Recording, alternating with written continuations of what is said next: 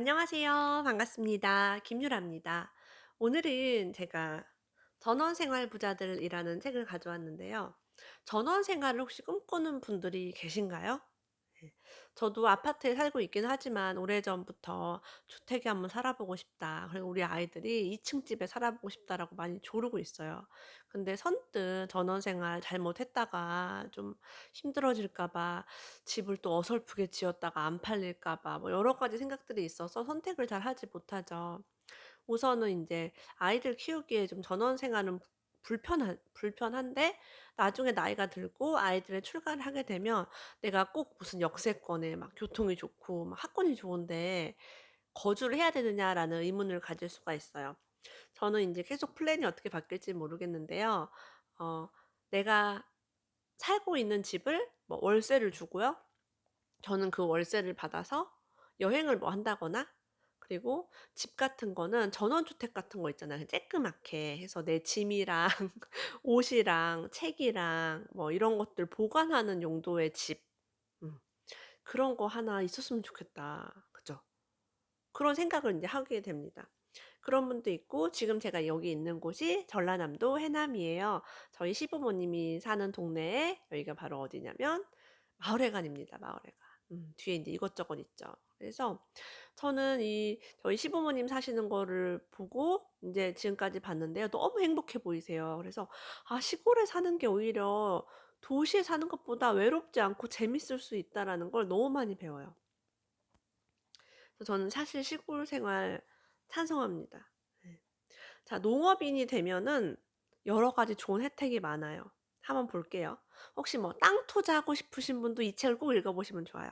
자, 이 책은요, 전원주택이랑 펜션 같은 거, 그리고 그걸로 어떻게 수익을 내고 어떻게 세금을 아낄 수 있고 또 땅 투자로 돈 벌 수 있는 이야기, 이런 것까지 같이 들어 있습니다.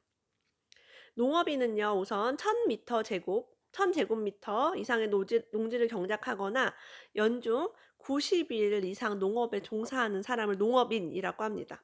자, 이렇게 돼야 돼. 이런 사람이 농지 원부를 발급받을 수 있어요. 농지 원부를 발급받으면 규모가 아주 작은 농지를 구입을 할 수 있습니다. 농지를 새로 취득하면 면적이 1000 제곱미터 이상이어야 하나 농업인은 그 이하의 농지도 살 수 있다. 별표할게요. 자, 많은 농지 투자자들이 농지 원부를 발급받습니다. 그 이유는 진짜 농업인이 되고 싶어서라기보다는 농지를 사서 이제 투자하시는 전문가들은 이렇게 1000 제곱미터면 거의 300평이잖아요. 300평짜리를 사면 얼마나 비싸겠어요. 또 비싼 땅은. 그러니까 처음에 첫 번째 1000 제곱미터는 싼 땅을 삽니다. 뭐 맹지도 괜찮아요. 길 없는 땅도 괜찮아요. 이런 걸 사고 농지 원부를 한번 발급받으면 그 이후에는 10 평도 살 수 있고 100 평도 살 수 있고 50 평의 농지도 살 수 있습니다.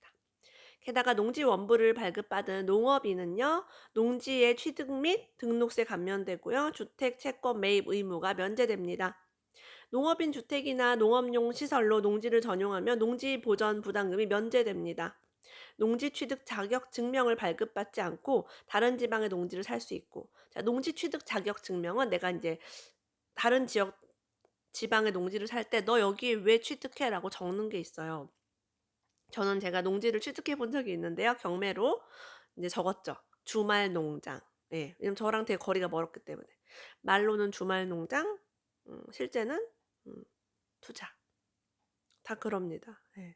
토지거래 허가 구역에서도 20km 이내에 있는 다른 시 군구의 농지를 구입할 수 있습니다. 그래요. 그래서 요런 것들을, 농지에 관심이 있으시면 농지원부 발급받으실 땅을 먼저 보시는 게 좋습니다. 자, 전원 생활을 하려면 어떤 땅이 좋을까요? 자, 여러분, 이 책에 나오는 이러이러한 조건이 만족되는 땅이 좋은 땅인데, 여러분이 그 땅을 만약 구입하신다면 나중에 팔 때도 되게 잘 팔리겠죠. 땅이 안 팔리시는 분이 있다면, 우리 엄마 아빠가 가지고 있는 땅이 안 팔려요 한다면 이렇게 좋은 땅의 조건을 만족하고 있는지 한번 보셔야 됩니다. 피톤치드를 무제한으로 받을 수 있는 숲이 있는 땅이 좋다고 해요. 숲이 우울증은 물론이고 암까지 치료해 준다라는 보고도 있대요. 멀리 보이는 저수지도 좋고요. 확 트인 전망도 좋다고 합니다. 확 트인 전망을 보면은 가슴이 뻥 뚫리는 형태죠. 그리고 이렇게 전원 생활이 가능한 땅은 대도시와 가까워야 좋습니다. 뭐 5대 광역시 혹은 서울특별시가 가까워야 좋겠죠. 혹시 아프더라도 이제 병원을 올 수 있는 그런 거리면 금상첨화겠습니다. 자, 그럼 몇 평을 얼마에 사면 좋을까라고 묻습니다. 경관이 좋고 넓은 땅을 싸게 사면 최고다라고 해요. 예를 들면 개발 가능한 만 평을 5천만 원에 샀다면 그건 로또다라고 합니다. 여러분, 개발 가능한이란 별표 한번 해볼게요. 자, 자꾸 많은 책에 개발 가능한 땅, 개발 가능한 땅이라고 나와 있어요. 여러분, 개발 가능한 땅은요, 건물을 지을 수 있는 땅을 보통 의미를 합니다. 지금은 농사를 짓고 있지만, 지금은 고추밭, 지금은 논이지만 여기다 개발할 수 있다. 자, 개발 가능한 땅은 이제 건축법이나 이런 허가가 되는 땅이 있어요. 이제 그런 것들은 여러분이 토지 관련 책을 보시면 자세하게 잘 나와 있습니다. 자, 이게 건물을 지을 수 있는 땅을요, 만약에 만 평을 5천만 원에 샀다면 로또다라고 합니다. 평당 5천 원에 산 거죠. 이런 것도 그냥 무조건 좋다라고 얘기해요. 그러니까 집 지을 수 있는 땅이 최소 얼마다 이런 것들이 있습니다.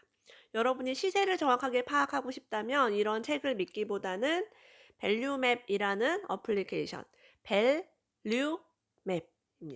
벨리댄스 할 때 벨, 우리 류류님 할 때 류, 맵 할 때 맵입니다. 그래서 밸류맵을 여러분이 다운받아서 들어가시면 관심 있는 지역의 토지 시세를 알아보실 수가 있습니다. 토지 실거래가가 시행된 지가 몇 년 되지 않았어요. 2016년인가? 그때부터 토지 실거래가가 시행이 되었고요. 그 전에는 토지 가격을 정말 눈탱이를 맞는다고 하죠. 막 비싸게 사는 경우가 정말 많았습니다. 여러분들 책으로 공부하고 부동산 시세 알아보는 거, 중개사에게 물어보는 거 매우 중요하지만 내가 스스로 토지 실거래가를 확인하는 것도 중요합니다. 자연 경관이 좋은지, 남향인지, 뭐 주변에 계곡이라든가 오염원, 뭐 축사가 있지는 않은지, 공장이 있지는 않은지 살펴보셔야 됩니다. 수도권 좋은 위치에 있는 전원주택지는 평당 60만 원에서 200만 원 선이라고 써 있고요. 지방은 평당 40에서 80만 원 선이라고 써 있지만 이 책은 2014년도에 나왔기 때문에 뭐 신뢰하기 어렵다라고 볼 수 있겠죠. 제가 아까 말한 어플리케이션 한번 보세요.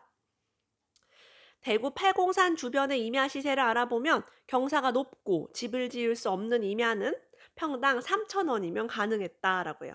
평당 3,000원인데 집을 지을 수 없는 땅이에요. 자, 하지만 경치 좋고 집까지 지을 수 있는 500평 정도의 임야는 평당 200만 원을 호가했다. 500평에 200만 원이면 10억입니다. 10억.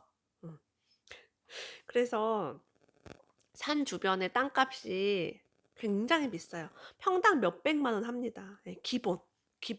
몇백인데 더 좋은 땅은 뭐 몇천짜리도 제가 봤어요. 평당. 그래요. 임야 가격은 천차만별이다라고 해요.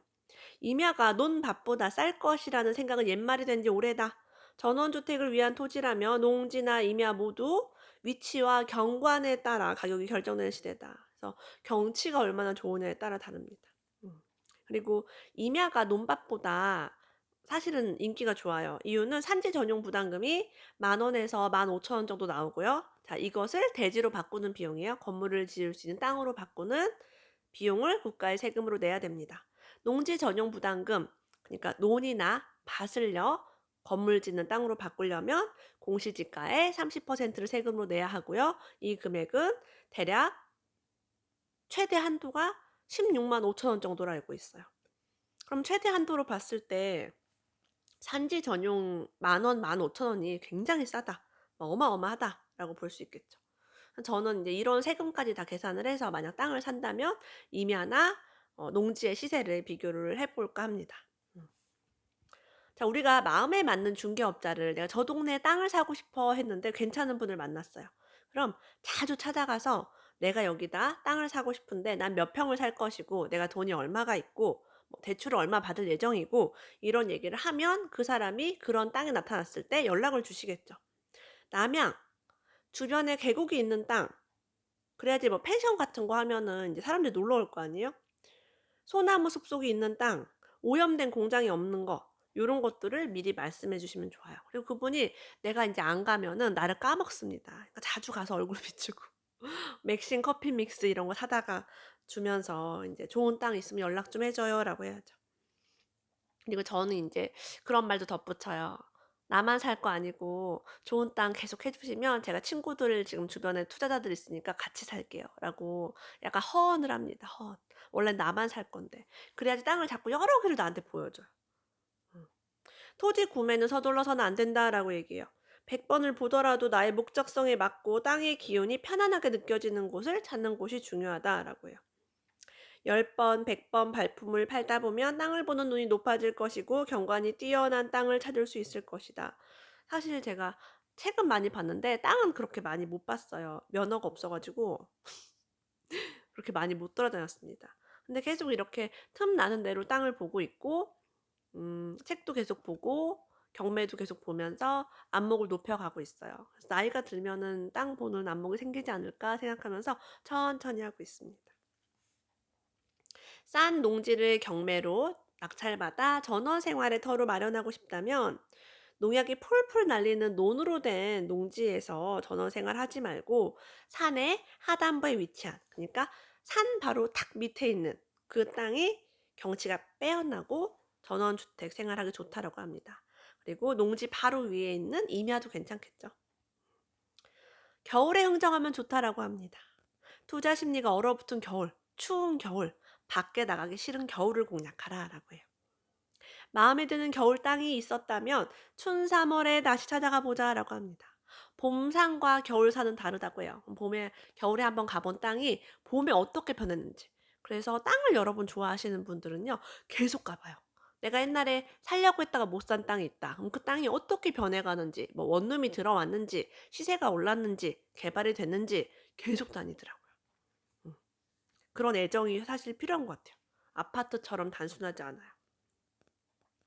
작은 땅이라도 주변 경관을 잘 활용한다면 소소한 이야깃거리가 있는 펜션이나 관광지가 될 수 있다.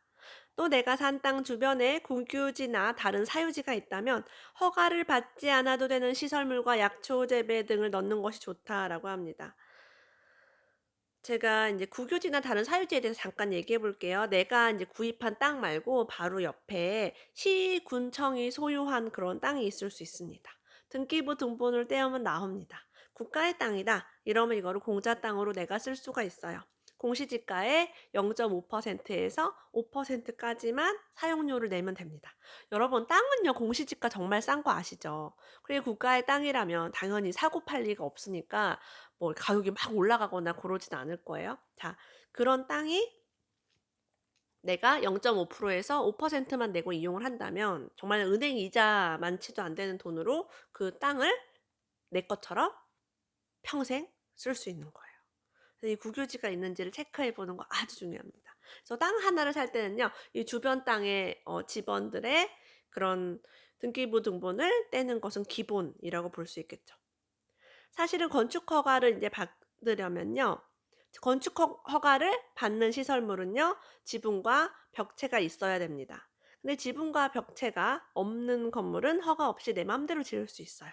원두막, 평상, 자연석 의자, 포토존, 조각 전시장, 약초, 야생화 재배지 등등은 국가의 허가를 받지 않아도 내 마음대로 할 수 있습니다. 그래서 내 비싼 땅에는 이제 건물을 짓거나 이런 걸 하고요. 내가 임대를 주변 땅을 임대를 했거나 혹은 주변에 국유지가 있다면 요런 곳에 이제 야생화를 막 예쁘게 꽃하거나 약초 같은 거 심어 가지고 남들이 와서 이렇게 사진도 찍고 포토존도 하고 펜션, 체험 농장으로 운영하면 정말 좋겠다라고 합니다. 실제 어떤 분이 이렇게 꾸며 가지고요. 사람들이 많이 놀러 오는 장소. 요즘 인스타 각이다 하잖아요. 사진 잘 나오는 장소를 만들면 사람들이 옵니다. 자, 그럼 전원주택 건축을 위한 허가를 받을 때는 어떻게 해야 되느냐? "어려울 것 같아서 못 하겠어요. 무슨 말인지 모르겠어요."라고 합니다. 여러분, 제가 토지를 인제 알아보러 다니면서 되게 재밌었던 게 내가 모르는 모든 것을요 건축과 공무원, 토목과 공무원, 이런 사람들이 다 알려준다는 거죠. 친절한 사람. 음 친절하시더라고요. 그리고 인제 토목 설계 사무소나 건축 설계 사무소에 가서 인제 구두로 요게 인제 좀 되는지 그분들은 탁 보면 그냥 탁 아시더라고요. 프로그램 넣고 돌려보시고. 그래서 상담을 돈 들이지 않고 받을 수 있는 길이 굉장히 많습니다. 두려워하지 마세요. 그리고 요즘은 김영란법 때문에 뭐 음료수 사가도 안 받으세요. "너무 고맙다." 비타 500 이런 거 안 받으세요. 그러니까 돈도 안 들어. 진짜 대박이에요. 자, 이분은 거창군청 허가과에 가서 "전원주택 2채 지으려는데 어떻게 해야 돼요?" 그러니까 "서류를 줘 보세요." 해서 서류를 드렸어요. 서류를 뽑아 가야 됩니다. 인제 그런 땅에 대한 거 지적도랑 뭐 이것저것 등기부랑 건축 또 뭐 있지? 하여튼 토지 대장이랑 뭐 이렇게 딱 서류를 쭉 떼어 가서 요게 되는지를 인제 보여주셔야 돼요. 그랬더니 "임야에 대한 허가 사항은 산림과가 주무부서입니다. 우리는 아니에요."라고 인제 얘기했어요. 산림과로 인제 토스랍니다. 산림과에 갔더니 "여기에 허가를 내려면 인목조사, 경사도, 타당성 조사를 해야 합니다."라고 했대요. 그래서 그 조사를 어떻게 해야 되는지 조사를 먼저 하고 땅을 사야 될 거 아니에요. 그죠? 그래서 "이런 거는 일반인이 할 수 없으니까 토목설계사무소에서 상담을 받으라."라고 합니다. 그래서 토목설계 저도 사무실 가본 적이 있는데 거기 가면은 그분들이 보는 전문 프로그램이 있어요. 거기에다가 내가 원하는 그 땅의 지번을 집어넣으면 경사도랑 그 나무가 거기에 뭐가 심어져 있고 나무를 베도 되는지 안 되는지 다 나와요. 되게 신기해요. 음. 그래서 인제 토목 사무실에 가서 "이곳과 여기에다가 이런 집을 짓고 싶은데 몇 평으로 이렇게 할 건데 가능해요?"라고 하니까 "지으려는 곳 주소가 어떻게 됩니까?"라고 물어보고 상담 후 서류 검토하고 이제 계약을 했습니다. 그래서 사기 전에 무료 상담이 가능해요. 토목설계 사무실은 좀 빈손으로 안 가도 되겠죠. 거기는 이제 개인이 하는 데니까 음료수 같은 거 좀 사 가시거나 해서 음 요 번지수에 허가가 이렇게 난다고 하면 내가 이거를 매수를 해서 "당신에게 설계를 의뢰하겠다. 설계비는 얼마예요?" 라까지 물어보면 좋겠죠. 그래서 우리가 부동산도요. 그 사람을 통해서 집을 여러 개를 보지만 계약을 안 하면 수익이 없잖아요. 그죠? 저는 이제 그런 분들한테도 쪼끔씩 인제 뭐 드실 거라든가 선물 같은 거를 하는 편이긴 합니다. 그래야지 제가 인제 물건을 살 때까지 계속 이렇게 저한테 알려주시고 하니까요. 근데 공무원은 인제 그런 거 안 받으니까 사실 좋아요. 예. 공무원들이 인제 그 허가를 내주는 담당자이기 때문에 담당자의 인제 허가를 받는 게 매우 중요하겠죠. 음 그래요. 근데 인제 공무원에 한테 가서 물어보는 거 어려워하시는 분들은 이걸 잘 못하시더라고요. 자, 그럼 땅을 샀다고 칠게요. 건물을 지을 수 있는 땅을 싸게 잘 샀어요. 자, 그럼 건물을 집을 어떻게 짓냐? 예, 이게 문제죠. 여기에 여러 가지 방법이 있습니다. 저는 근데 개인적으로는 이 방법이 제일 좋은 것 같아서 별표를 해 보았어요. 건축 박람회를 통한 건축 업체 찾기. 제가 인제 건축 박람회를 많이 가 봤어요. 제가 인제 강사로 초대되어서 가기도 했고요. 이제 그런 데 가면요. 정말 많은 업체가 건축 그 건물을 샘플로 들고 와요. 그러니까 건물이 있어요. 건축 박람회 가면 그 사람들이 지은 집, 화장실, 2층 집이 있어요. 그래서 모델하우스처럼 볼 수 있어요.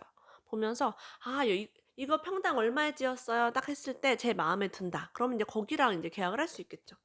그래서 업체의 경험에 따라서 자재 구입의 경로, 건축의 노하우 등이 다르기 때문에 저는 많이 지어 본 사람에게 맡기는 게 아는 사람한테 하는 것보다 좋다고 생각을 합니다. 그리고 인제 설명을 들으면은 옛날에는 뭐 이런 자재로 했었는데 이거 유행이 지금 지났고요. 이 자재가 가격도 저렴하면서 뭐 이런 장점이 있어서 요즘은 이렇게 많이 합니다. 그래서 뭐 여러 가지 그런 상담도 공짜로 건축 박람회 가면 받을 수 있어요. 가면은 최신 어떤 그런 설비도 볼 수 있어요. 그러니까 새로운 자재, 과거에 쓰지 않았던 자재들도 막 전시장에서 볼 수 있으니까 저는 좋았던 것 같아요.